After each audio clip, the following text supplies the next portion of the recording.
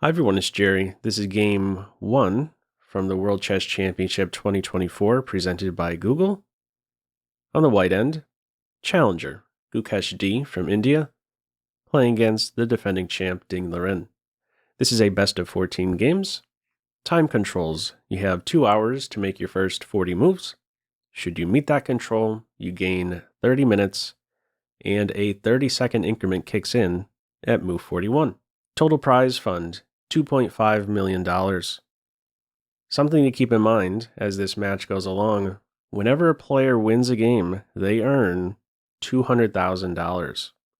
Whatever money remains after that is split equally. So in the most extreme case and unlikely case of an 8-0 win, the split would be $2,050,000 to $450,000. Here is a nice photo of the two, a handshake here before game number 1. Move 1, e4. French defense on board in this one. French defense seen about 40 times in World Chess Championship play. White scores nearly 50%. Follow up knight c3, knight f6, and after e5 we have here this classical Steinitz variation.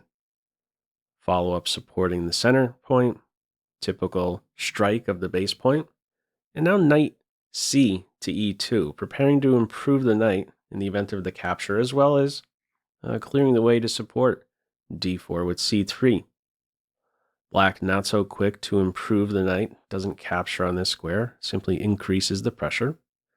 c3. And now, already at this moment, Ding went into a think.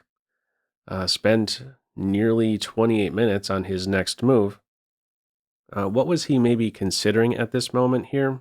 There are many different approaches. One is to work with piece play, a standard looking move, bishop to e7, queen b6, exerting pressure on b2 and d4. And regarding pawn play, you could consider f6 or even this b5, b4 idea, looking to chop away on c3, open more lines on the queen side. None of the above in this game. Ding ends up going for a5. This guy is looking forward to striking at the base point of this pawn chain. Knight f3, a4 sure enough, bishop e3, bishop e7 only now, and now we have this wild move, g4. So gearing up for potentially an f5 advance, Ding went into a bit of a think here as well. He ends up playing queen to a5. Now, another move that should grab one's attention here is meeting this g4 advance with h5. How would you react to such a move? First of all, white is in no position to support the pawn on g4. h3, take, the rook ends up hanging, so this pawn is going to have to go. Push or capture. Best would be to capture. Note, if you push after g6, the king side would officially be locked down. This giant grip over f5 means there is now no successful pawn break on the side of the board, the king side, where white has space. So the best reaction in the event of h5 would be a capture. And after the recapture, I was thinking initially maybe knight g3. Best here is queen to c2. A move like this, f5, opening up this nice jump for the knight to target the rook and pawn. In case of pawn takes, knight f4, that looks excellent for white. How black could respond is with this capture, and looks like this rook is trapped. It is trapped. Be targeted further with bishop d3. In this position, it prefers black, going for this exchange sacrifice.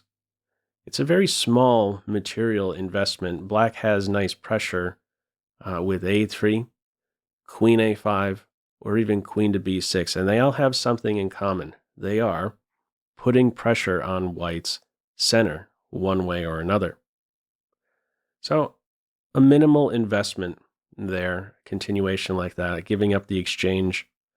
In the end, we do not have this capture. One other point I should note, considered best play, not this f5 move. It likes queen c2 here, and there could even be possible sacrifices. After queen a5, there's this idea of rook g1, and if you're playing g6, some accident can easily happen on g6. It could definitely turn sharp. Now, a reason I'm sharing a couple sharp variations that stem from this h5 move is because if Ding isn't feeling so comfortable about his position and is thinking at this stage, Gukesh is almost certainly prepared for variations after h5. I mean, this is one of the first moves you look at when you play g4. Maybe it's not such a wise choice in short to pursue these sharp continuations. So in this game, it is piece play. He brings the queen out to a5, has an idea to play a6, undermining the support of c3 and a timely capture on this d4 square. This is the first moment Gukesh had a think. He spent about 20 minutes, decided on bishop to g2. What did he have to weigh? Well, the very continuation in this game. a3, b3, and after this capture, we don't have an immediate recapture. Ideally, white would like to recapture with rank number 2, knight. But if you do that, you're going to hang the c3 pawn. So what Gukesh had calculated before playing bishop to g2 is this exact position with the move b4, move played in the game. The queen goes to c7 in this position.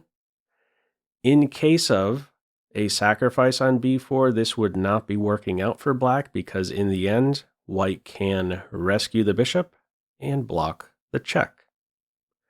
So the reply here to b4 is queen c7. She's x-raying this backward pawn, also this hole on c4. Gukesh takes now with the rank 2 knight. Follow up, knight to b6. Before playing that move, you have to make sure you're not going to get hurt after knight to b5. In the game, Gukesh simply castles here. If you play knight b6, there's only one move. Queen would have to go home, and things are still cool here for Team Black. An idea of trying to exchange bad for good bishop and then sinking the knight into d6. It's suggesting you could simply castle and look forward to breaking in the center with f6. All right, in this game, we do not have the knight jump. It's castles. Knight c4 targets the bishop. Naturally, bishop to f2, staying trained on this important center square d4. Bishop d7.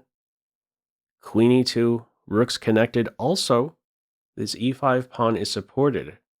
Still trying to make some sense of this g4 idea. f4 is right around the corner. The knight here applying pressure to e6, supporting as well this f5 advance.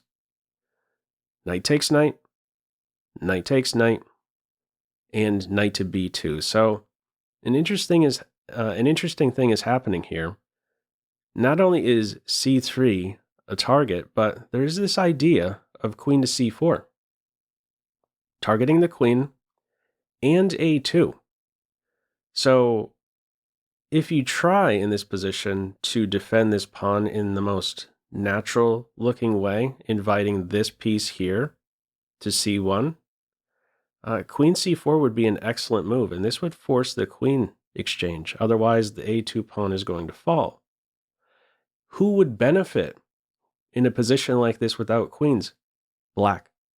Black has a ready-made target in this c3 pawn.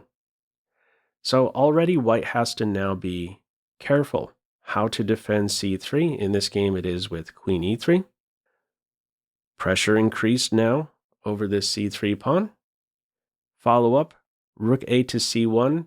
The queen now pivots on c4. What to do now about this threat on a2? This marks the halfway point to first time control. We are 20 moves in. Time controls, each player has now around 33 minutes remaining. Keep in mind, no increment until move 41. After f5, play continues with queen to d3. Why not capture the a2 pawn? There'd be counterplay against black's kingside. This seems, maybe on the surface, a bit appealing. Passed pawn, 2 steps away, but there can follow f6 and queen to h6. This would all of a sudden, in a blink, be winning for white. There are significant weaknesses. The black king is still caught in the center. The main objective here for black is to try and get the queens off. Queen d3 does just that. In the game, queen e1 is played now, and this is considered a blunder. Black is all of a sudden winning after queen to e1. In the computer's eyes, it's suggesting queen f4. Black would have a nice resource here rather than take this half-dead c-pawn. It's suggesting g5 and queen g3. Queen exchange can occur there. Or if you take en passant, the idea would be to recapture with the queen. She's around safeguarding f7 against any battery pressure on that point, and it opens up this beautiful square for a knight, landing a massive fork. All right, in this game, we do not have queen f4. It is queen to e1, staying trained on the c3 pawn. And now black is able to infiltrate. Bishop to g5, targeting the rook. Rook c2, still keeping this defended. However, after rook to c1, there's now a threat to take the knight, the defender of the rook, and then win the rook. Follow-up here is h4. Black is not quick to capture the knight and go in for this sequence. Ends up playing bishop to f4 here. If you take the knight, bishop takes, queen takes, rook, pawn takes, bishop. In the end, this bishop is a fantastic piece, really gluing everything together. Too strong of a piece. So we do not have the capture of the knight here. It is bishop to f4 in response to h4. Follow up, queen to b1. Now that was back to being a threat. The rook is now supported by the queen. Bit of a sad move to play here. There is a threat by white here to capture the knight.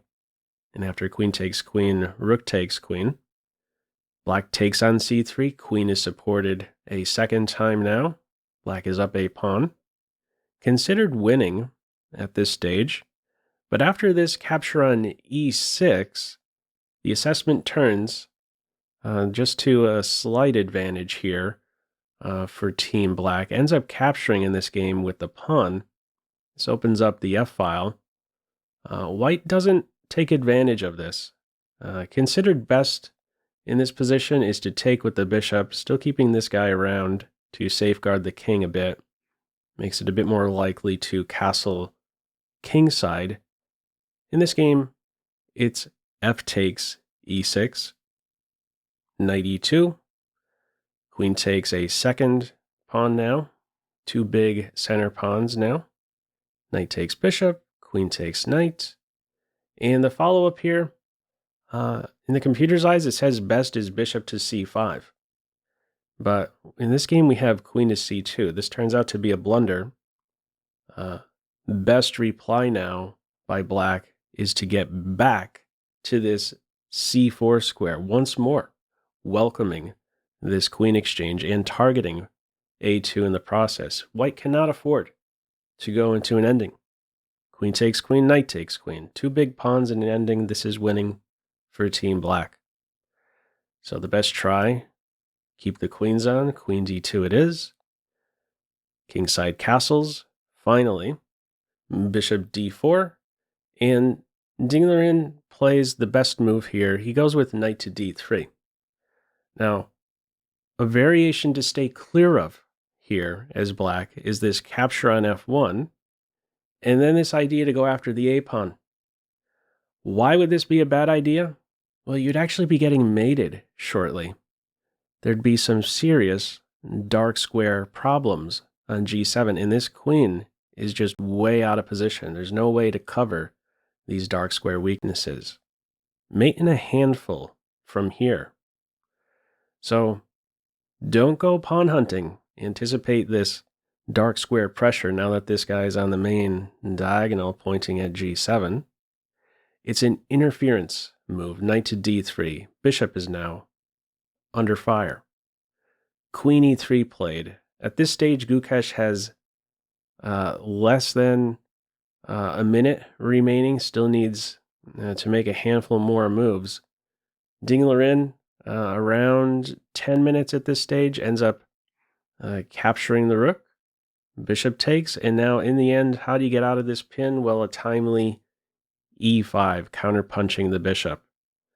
Now that this guy is on f1, if the bishop moves, queen takes g4 will hit with check.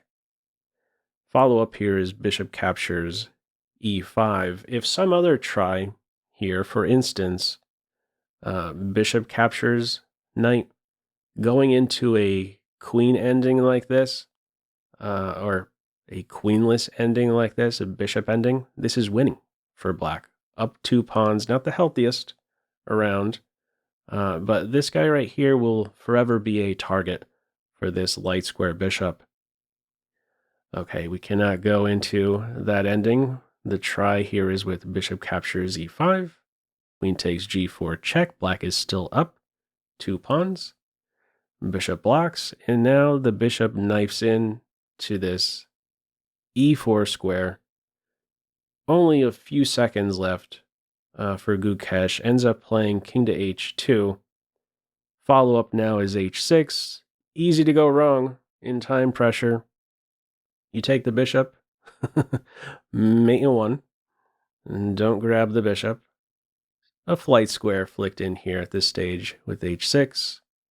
Follow up, bishop to h3, queen to d1, and bishop to d6. One more move here by black, queen to c2, and this here, that marks move 40. There's now time to finally breathe and calculate. Was a really down to the wire first 40 moves. A struggle for both players, I would say, on the clock. King steps up in this game with king g3, and now queen to a2. So before playing queen to a2, you had to calculate what happens after bishop check, the move we see in the game. King goes to the corner here. If you go to the wrong square, king to h7, this would allow queen takes bishop check. And after pawn takes queen, the queen falls. So precision required here. The king steps on h8. And at this stage, Gukesh resigns. He's down 2 big pawns. And this pawn will eventually promote. And there's nothing that white could really do to stir up any trouble at this stage.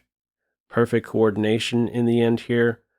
The point here is that if queen takes bishop is played now, it does not hit with check, which would allow black time to get out of this pin with queen f2 check, and only then take the queen. All right, in this one, after king to h8, Gukesh resigns. So an unexpected start to this championship for sure. Ding Liren winning game 1 with the black pieces. Good news for Gukesh at least. There's plenty of runway left. A lengthy match still ahead. We will see what happens in game 2. Feel free as usual to leave any feedback to this video in the comment section below. I hope you enjoyed it and maybe took a thing or two away. That's all for now. Take care. Bye.